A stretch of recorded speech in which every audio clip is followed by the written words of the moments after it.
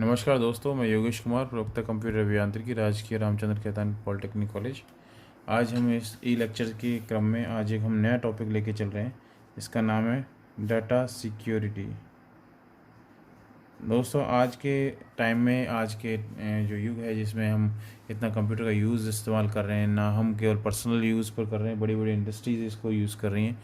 और इंडस्ट्रीज़ जो यूज़ कर रही हैं तो उनका जो डाटा जो यूज़ किया जाता है, तो हम जितने ज़्यादा इस कंप्यूटर को यूज़ करने लगे उतनी हमारी डिपेंडेंसी इस डाटा पर, कंप्यूटर पर बनने लगी। और जो कि हमारे पास में कंप्यूटर में जो सारा हम डाटा किस में लगने लगे, अब एक सेल्फ के कंप्यूटर में रखने लगे, तो इट सेल्फ उस पर बाहर से यूज़र, हैकर या कोई भी बाहर के लोग उस डाटा को, आपके डाटा को, ये यूज़र ने सेव किया डाटा इस लॉकर में एक तरह से, ठीक है, इसको बाहर के, क्योंकि ये नेट पर है या इंटरनेट पर एक्सेस हो सकता है, ये इंटरनेट का कोई पार्ट है, because it is part of internet. इसलिए यहाँ पर कुछ हैकर्स, अनऑथराइज यूज़र्स इसको कहीं ना कहीं से इस डाटा को लेने की कोशिश करते हैं। तो हमें इस कोशिश से बचने के लिए हमें we have to put some sort of data security. क्यों चाहिए हमें ये? क्योंकि हमारे पास जो हमारा डाटा है वो हम पहले तो हमारे पास में हार्ड कॉपी में, आपने देखा होगा पहले हम कागज़ों में इसको लिख के रखते थे, लेकिन आज हमारे पास जैसे जैसे कंप्यूटर बना, तो कंप्यूटर बनने से हमारा काम आसान तो हो गया, लेकिन एक सारा डाटा जो हमारा एक कंप्यूटर के अंदर स्टोर होने लग गया, इससे एक प्रॉब्लम जो जनरेट हुई वो है डाटा सिक्योरिटी की, कि हमारे पास जो हमारा डाटा है वो कोई दूसरा अनऑथराइज यूज़र, कोई दूसरा बाहर का आदमी उसको एक्सेस करने की पूरी पूरी कोशिश करता है। और अगर वो सफल हो जाता है तो हमारा जो स्टोर किया हुआ डाटा है, हमारा जो यूज़ किया, हमारा जो काम आने वाला डाटा है, या तो पहली चीज़ उसको वो चुरा सकता है, या तो वो उसको चुरा सकता है। सेकंड, या उसको चुरा कर उसमें मॉडिफिकेशंस कर सकता है, ठीक है। इस चुराने में मतलब उस डाटा को यूज़ कर सकता है, फिर बने हुए डाटा को क्या कर सकता है, मॉडिफाइड कर सकता है। थर्ड फेज आता है इसके अंदर, उस डाटा को रिमूव कर सकता है या करप्ट कर सकता है। तो करप्ट करने का, तो ये जो तीन इश्यूज हैं, डाटा हमारा चोरी करके वो कुछ और इस्तेमाल कर सकता है, उस जो डाटा लिखा हुआ है उस डाटा के अंदर चेंज कर सकता है, और उसके अंदर कुछ उसको रिमूव कर सकता है या उसको करप्ट कर सकता है, या इस फॉर्मेट में ला सकता है कि आप उससे दोबारा कभी यूज़ नहीं कर सकते।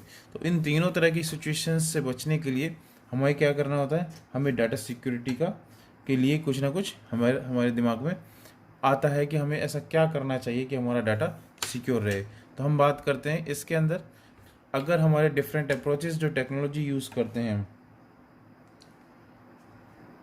Different technologies for data security, तो हम फर्स्ट ऑफ ऑल इसके अंदर आता है डाटा एनक्रिप्शन। डाटा एनक्रिप्शन पे अपना एक वीडियो पहले बना हुआ है, आप वो इसमें जो हमारा चैनल है इसके अंदर आप जाकर देख सकते हैं। डाटा इनक्रिप्शन प्रोसेस में क्या होता है हमने ये बताया हुआ है।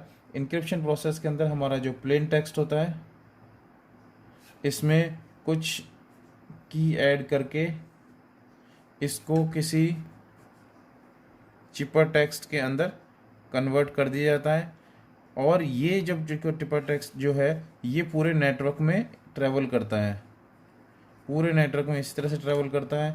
फिर जब रिसीवर एंड पे, ये तो ट्रांसमीटर एंड है और ये रिसीवर एंड है, जब ये रिसीवर एंड पे आता है तो इस की से दोबारा इसको डिकोड करके और फिर से प्लेन टेक्स्ट में ले लिया जाता है। तो मीन्स इस प्रोसेस में यहाँ ये डाटा था, इसको इनकोड करके कोई दूसरा कोई कोड बना दिया जाता है, और वो कोड पूरे नेटवर्क में घूमता रहता है। इससे अगर कोई यूज़र इसको चुराना चाहे तो भी इसका कोई मीनिंग वो नहीं निकाल सकता। और जैसे नेटवर्क में ये दूसरे एंड पे पहुंचता है तो रिसीवर उसी की को यूज़ करके इसको दोबारा से उसके अंदर जो रियल टेक्स्ट है उसके अंदर इसको कन्वर्ट कर लेता है। तो ये हमारा इससे एक प्रोसेस होता है एनक्रिप्शन, जिससे डाटा सिक्योरिटी बनती है। नेक्स्ट हमारा आता है डाटा मास्किंग की। डाटा मास्किंग के अंदर क्या होता है कि ना केवल डाटा जो हमारा बना हुआ डाटा है वो हमारे साथ में से जो थर्ड पार्टी के साथ शेयर नहीं होगा, इवन वो सेकंड पार्टी के साथ भी वो डाटा शेयर नहीं होता है। मीन्स डाटा मास्किंग में आपका जो इन्फॉर्मेशन होती है वो कुछ ही इस तरह से ऑटोमेटिकली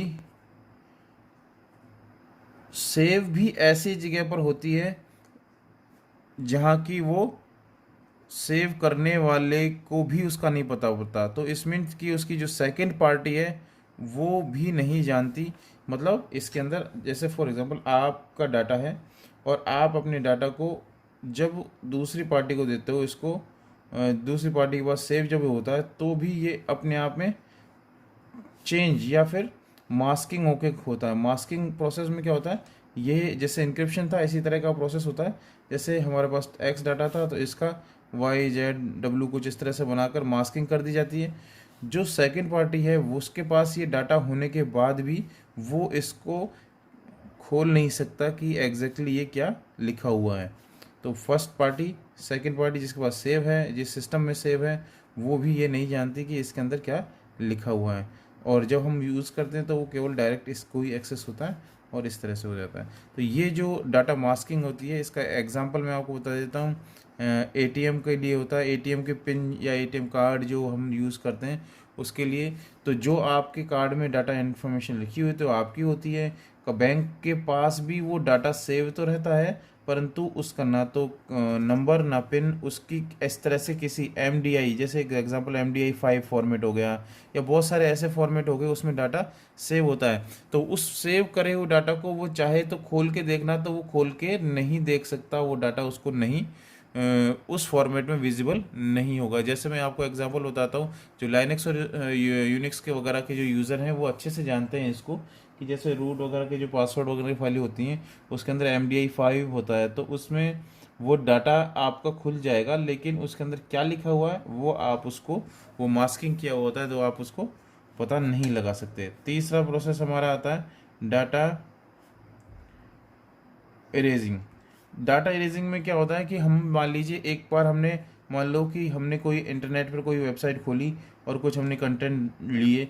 अब जो डाटा हमारे पास उसका जो कैश जो स्टोर कर लेता है, तो वो जो कैश स्टोर कर लेता है तो कभी कोई सेकंड यूज़र आकर उस कैश को यूज़ कर सकता है। तो इसलिए हम क्या करते हैं, डाटा इरेजिंग यूज़ करते हैं इसके अंदर। कि मीन्स हमारा मान लीजिए एक बार हमने कोई भी ऐसी कोई ऐप हम जो चला रहे हैं तो उसके अंदर डाटा जो कैश है उसको रिमूव कर देना होता है। तो इस रिमूवल से क्या होता है, उसके पास, यूज़र के पास उस कैश के थ्रू उसके डाटा को एक्सेस करने की जो प्रोबेबिलिटी होती है वो ख़त्म हो जाती है। तो इसके अंदर इस तरह से ये इस तरह की जो मेमोरीज होती हैं तो वो डाटा अगर रिमूव हो जाएगा तो हमारा जो उससे उस डाटा तक पहुंचने का जो रास्ता होता है वो बदल जाता है या फिर वो नहीं मिलता है उसको। फॉर एग्जांपल हमने इंटरनेट खोला, यूज़र ने पासवर्ड डालकर जीमेल अकाउंट हमने खोल लिया और या फिर और कुछ साइटें ऐसी खोल ली जिसके अंदर हमने कुछ पेमेंट किया हुआ है और वो हम उसको लॉग आउट करके या फिर हमें उसको क्लोज करके चले गए। तो जैसे हम किसी ने यूज़र ने वो साइट दोबारा खोली, उसका आपका खुला हुआ वो पेज वहाँ पर शो हो गया क्योंकि कैश में पड़ा हुआ था।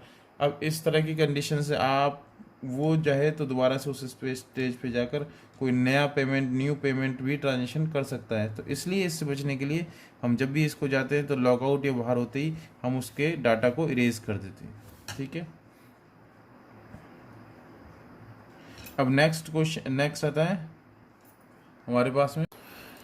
तो हमारे पास नेक्स्ट टॉपिक है वो इसका आता है, जैसे हमने पढ़ा डाटा इरेजिंग, डाटा यह रेजिलेंस। डाटा रेजिलेंस के अंदर क्या होता है कि हमारे पास हम एक बैकअप क्रिएट करके रखते हैं। तो अगर हमारे पास में ओरिजिनल मान लीजिए एक और कोई डाटा हमारा कोई रिमूव भी कर देता है, कोई करप्ट भी कर देता है, तो भी हमारे उस बैकअप से हम डाटा को ले सकते हैं। तो ये कुछ इस टेक्नोलॉजीज़ हैं जिसके थ्रू हम इसके अंदर, जैसे data encryption, masking, data erasing and data resilience, इन टेक्नोलॉजीज़ के थ्रू हम डाटा सिक्योरिटी को परफॉर्म करने की कोशिश करते हैं। थैंक यू दोस्तों।